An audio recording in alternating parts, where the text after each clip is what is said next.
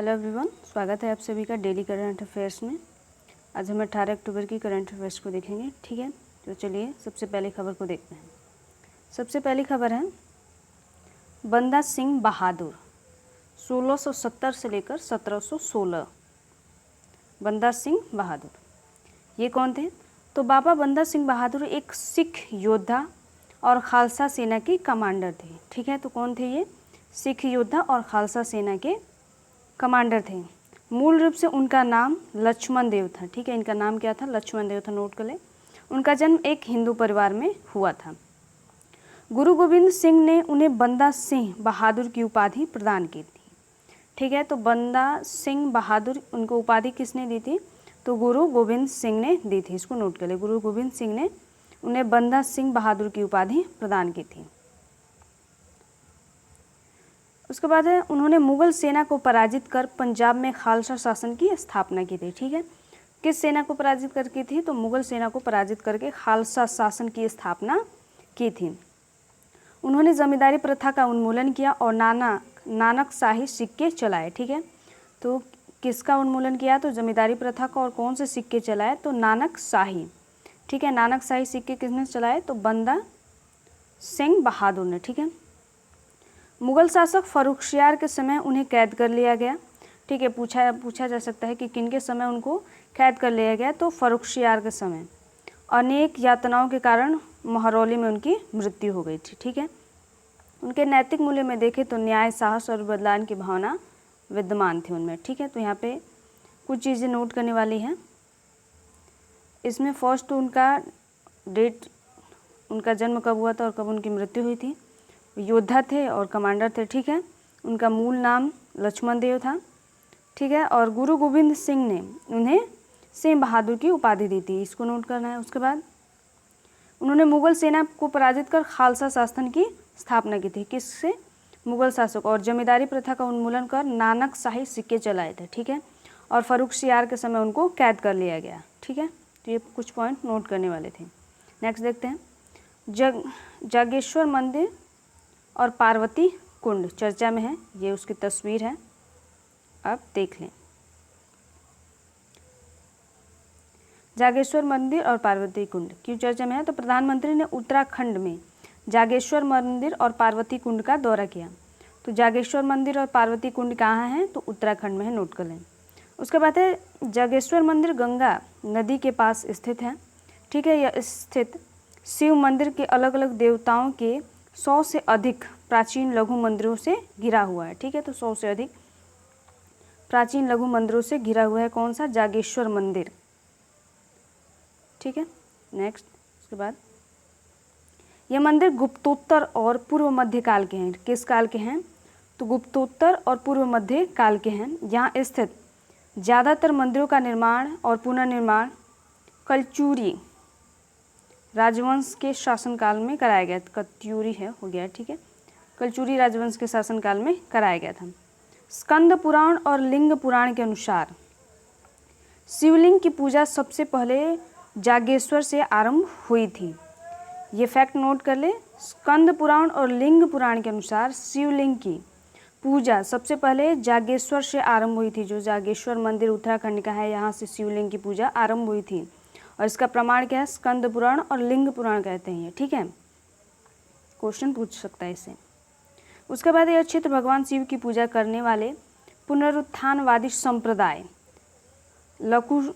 लकुलिश शैशवाद का भी केंद्र था।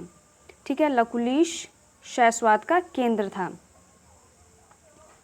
पार्वती कुंड वह स्थान माना जाता है जहाँ भगवान शिव और देवी पार्वती को ने ध्यान किया था। ठीक है, पार्वती कुंड जहाँ पे भगवान शिव और पार्वती देवी ने ध्यान किया था। यह स्थान लगभग 5338 फीट ऊंचाई पर अवस्थित है।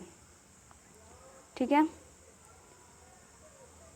इसके बाद नेक्स्ट है फिडे, अंतर्राष्ट्रीय शतरंज खेल। शतरंज को अपना नाम लोग सुना होगा। ठीक है, तो प्रधानमंत्री ने रौनक साधवानी को फिडे यानी विश्व जूनियर रैपिड शतरंज चैंपियनशिप जीतने की बधाई दी है। फिडे की विश्व जूनियर चैंपियनशिप जीतने की बधाई दी है। तो किसने जीता है विश्व जूनियर रैपिड शतरंज? तो रौनक साधवानी, नोट कर ले नाम इनका। उसके बाद है, अब देखते हैं फिडे का, इनका मुख्यालय लुसाने स्विट्जरलैंड में है। फिडे का मुख्यालय लुसाने स्विट्जरलैंड में है। इसका गठन एक गैर सरकारी संस्था के रूप में किया गया था। ठीक है, यह शतरंज खेल का शासी निकाय है। फिडे सभी अंतर्राष्ट्रीय शतरंज प्रतियोगिताओं को शासित करता है। इसे वर्ष 1999 में अंतर्राष्ट्रीय ओलंपिक समिति ने वैश्विक खेल संगठन के रूप में मान्यता दी थी। इसको मान्यता कब मिली थी? तो 1999 में अंतर्राष्ट्रीय ओलंपिक समिति ने इसे वैश्विक खेल संगठन के रूप में मान्यता दी थी। ठीक है, भारत सहित 199 देश इसके संबंधित सदस्य हैं और इन देशों के अंतर्राष्ट्रीय शतरंज संघ इसमें प्रतिनिधित्व करते हैं। ठीक है, नेक्स्ट देखते हैं स्टिवेशन और हाइबरनेशन। स्टिवेशन ग्रीष्मकालीन निष्क्रियता का एक जैविक परिघटना है। इसमें जानवर उच्च तापमान या सूखे जैसी स्थितियों से बचने के लिए दीर्घकालीन सुप्तावस्था या निष्क्रिय अवस्था में चले जाते हैं। इन दोनों अवस्था में क्या होते हैं कि जानवर जब टेम्परेचर बाहर का ज़्यादा होता है तो सुप्तावस्था, इस टेम्परेचर से बचने के लिए लंबे समय के लिए दीर्घकाल के लिए सुप्तावस्था और निष्क्रिय अवस्था में चले जाते हैं। ऐसे जानवर ग्रीष्मकाल ऋतु में एक ठंडे भूमिगत बिल या मांद, दरार या कोकून में प्रवेश कर जाते हैं। साथ ही शरीर की ऊर्जा खपत की दर को कम करने के लिए चयापचयन गतिविधि को कम कर देते हैं। ठीक है, तो इसका टेम्परेचर को अपने लो रखने के लिए, ताकि ऊर्जा उनकी खपत ना हो, इसलिए वो ऐसा करते हैं। ठीक है, उदाहरण के लिए अगर देखें तो पश्चिमी अफ्रीका का लंगफिश, रेगिस्तानी कछुए, भूमि पर रहने वाले घोंगे, सील आदि। ठीक है, घोंगे आप लोगों ने देखे होंगे, ये मिट्टी में ही रहते हैं। जब बरसात का मौसम आता है तो बाहर निकलते हैं। उसके बाद है हाइबरनेशन। यह शीतकालीन निष्क्रियता की स्थिति में जीव सर्दियों में अपनी ऊर्जा बचाने और बिना ज़्यादा कुछ खाए जीवित रहने के लिए अपने हृदय गति को धीमा कर देते हैं। ठीक है, इसमें हृदय की गति को धीमा कर देते हैं। हाइबरनेशन में, स्टिवेशन में भूमि के अंदर चले जाए। उदाहरण के लिए भालू, चमगादड़, हेजहोग आदि। ठीक है, तो इसको नोट कर लें। उसके बाद है हेपेटाइटिस सी, चर्चा में आया है। विश्व स्वास्थ्य संगठन यानी WHO के अनुसार मिस्र हेपेटाइटिस सी के उन्मूलन की राह पर गोल्ड टियर का दर्जा हासिल करने वाला विश्व का प्रथम देश बन गया है। तो अब पूछ सकता है कि गोल्ड टियर क्या है? तो हेपेटाइटिस से संबंधित है और इसको दर्जा किसको मिला है? पहला दर्जा तो मिस्र को मिला है। ठीक है, गोल्ड टियर का पहला दर्जा मिस्र को मिला है। गोल्ड टियर का हेपेटाइटिस से रिलेटेड है। ठीक है, उसके बाद हेपेटाइटिस सी एक वायरस संक्रमण है। यह लीवर को प्रभावित करता है। ठीक है, यह तीव्र अल्पकालिक और दीर्घकालिक दोनों तरह की बीमारियों का कारण बन सकता है। इसमें पेट में सूजन वगैरह होती हैं। ठीक है, संक्रमण अगर देखें तो चिकित्सा उपकरणों, इसका संक्रमण कैसे यानी हेपेटाइटिस सी कैसे होता है? तो चिकित्सा उपकरणों विशेषकर स्वास्थ्य देखभाल प्रणाली में उपयोग होने वाली सिरिंज और सुइयों के बार बार उपयोग या उन्हें अच्छे से साफ कर कीटाणु रहित न करने से संक्रमण फैलता है। पहले क्या होता था ना, डॉक्टर्स एक ही सिरिंज से कई मरीज को इंजेक्शन लगा देते थे, इससे वजह से ज़्यादातर ये बीमारी फैलती थी। हेपेटाइटिस सी के लिए कोई टीका उपलब्ध नहीं है, लेकिन इसका इलाज एंटीवायरस दवाओं से किया जा सकता है। ठीक है, तो सी के लिए अभी कोई टीका उपलब्ध नहीं है, जबकि हेपेटाइटिस ए और बी के लिए प्रभावी टीके उपलब्ध हैं। ठीक है, तो नेक्स्ट देखते हैं। अब भारत श्रीलंका फेरी नौका सेवा। लगभग 4 दशक बाद भारत श्रीलंका ने 5 जलसंधि क्षेत्र में नौका सेवा शुरू की है। ठीक है, इसे श्रीलंका में गृह युद्ध के कारण नागपट्टिनम, तमिलनाडु और कांकेसथुराई जाफना के बीच संपर्क बाधित होने के चलते बंद कर दिया गया था। ठीक है, इसके बाद है इस फेरी सेवा का उद्देश्य व्यापार और पर्यटन को बढ़ावा देना है। ठीक है, फेरी नौका कहाँ से? भारत और श्रीलंका से रिलेटेड है। और किस जल संधि से रिलेटेड है? तो किधर गया? पाक जल संधि से रिलेटेड है। ठीक है, तो इसको देखते हैं। इस फेरी सेवा का उद्देश्य व्यापार और पर्यटन को बढ़ावा देना है।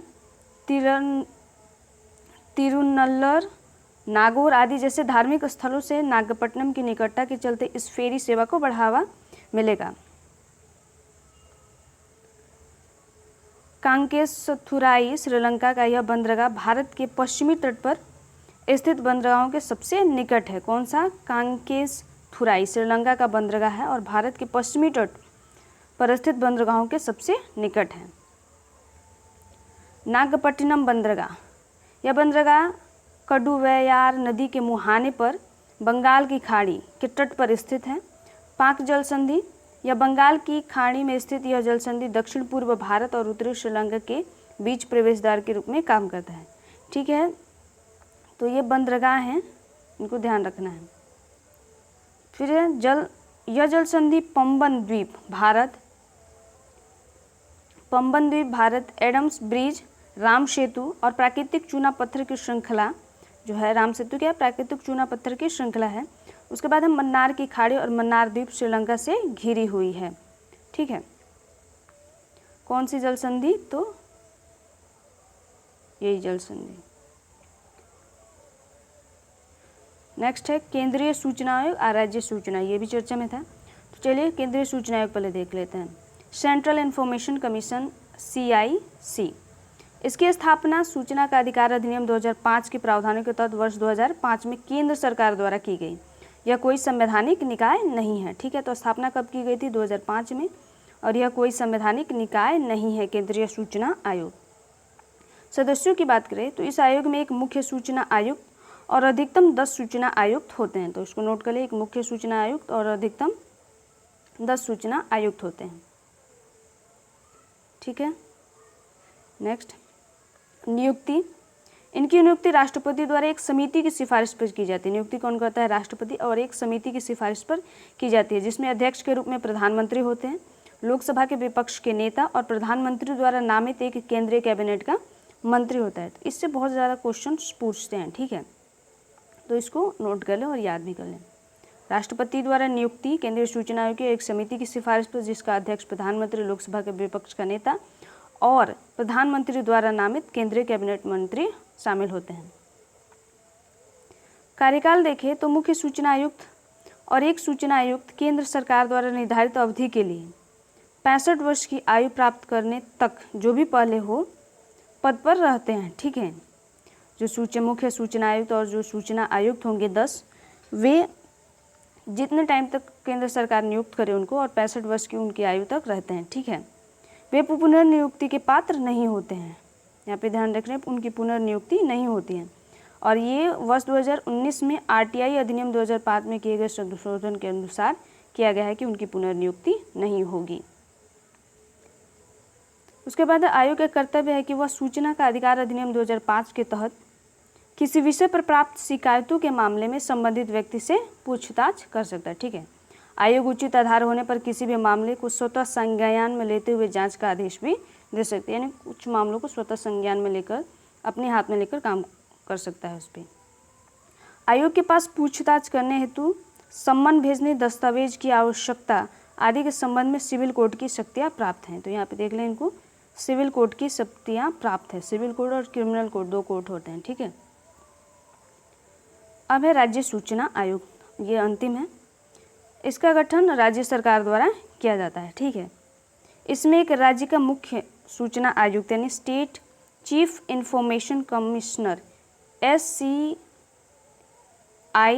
तथा मुख्यमंत्री की अध्यक्षता वाली नियुक्ति समिति की सिफारिश पर राज्यपाल द्वारा नियुक्ति किए जाने वाले अधिकतम 10 राज्य सूचना आयुक्त शामिल होते हैं। ठीक है, सेम प्रोसेस इसमें भी होता है। मुख्यमंत्री की अध्यक्षता की नियुक्ति पर राज्यपाल द्वारा नियुक्त किए जाने वाले 10 मुख्य सूचना आयुक्त, एक राज्य सूचना मुख्य राज्य सूचना आयुक्त और 10 अन्य होते हैं। ठीक है, सेम प्रोसेस इसका होता है। सो आज के लिए इतना ही। Thank you.